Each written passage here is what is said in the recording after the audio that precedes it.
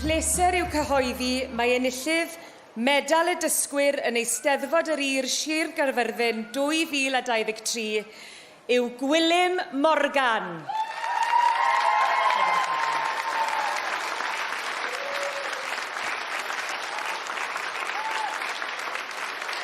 Daw Gwilym o Gaerdydd a mae'n ddisgybl yn ysgol uwchradd Esgob Llandaf. Mae'n gobeithio mynd i'r Brifysgol yng Nghaerdydd i astudio Cymraeg a Ffrangeg.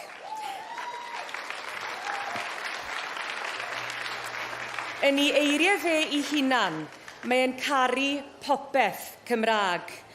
Yn ei ysgol, mae'n helpu ddathlu pethau fel diwrnod siwmai symai a diwrnod miwsig Cymraeg. Da iawn ti, gwych.